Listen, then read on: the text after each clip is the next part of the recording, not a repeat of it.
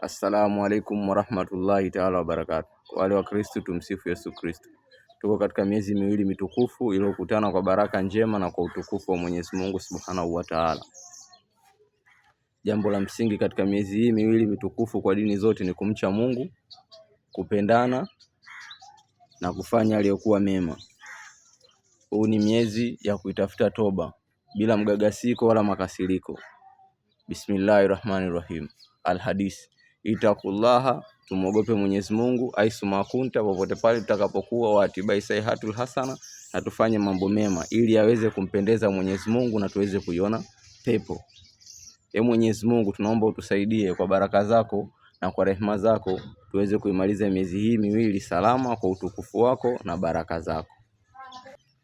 Miezi hii miwili ya Mwenyezi Mungu ameiweka kwa kumtii yeye na kumuomba yeye na kuweza kutubu. Usifunge na usishindwe kumtii Mwenyezi Mungu kwa kumwogopa shangazi au mjomba. Hii toba unayoiomba ni kwa ajili yako wewe. Rehema unazoziomba ni kwa ajili yako wewe. Usiombe rehema kwa ajili ya jirani, usiombe rehema kwa ajili ya mjomba. Usifunge kwa kumwogopa mzee wa kunyoosha, usifunge kwa kumwogopa rafiki. Funga kwa ajili ya Mwenyezi Mungu Subhanahu wa Ta'ala. Yeye ndo anayejua na yeye ndo anayezipokea funga. Usifunge kwa kuogopa watu au kwa kutazama jirani kafunga au Mwenyezi Mungu.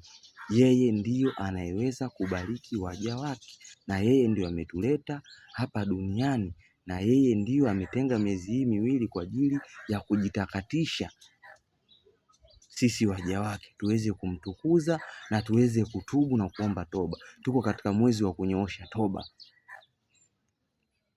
Tutende yale yaliyokuwa mema. Tusaidie yatima, wajane, wakimbizi na wale wasiojiweza. Tuweze kumsifu Mwenyezi Mungu, tuweze kusoma vitabu, tuweze kukaa pamoja. Wale wenye makasiriko tuweze kusameheana, wale wenye chuki tuweze kusameheana. Mwenyezi Mungu yeye ndiyo ameagiza hivyo.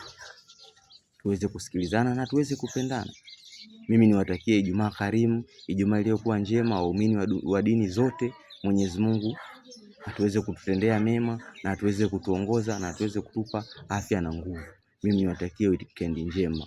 Unayemuona mbele yako hapa ni Mr. Chef Mbazigwa aka mzee wa kunyoosha. Tutende aliyokuwa mema. Tuko katika mwezi wa kunyoosha toba.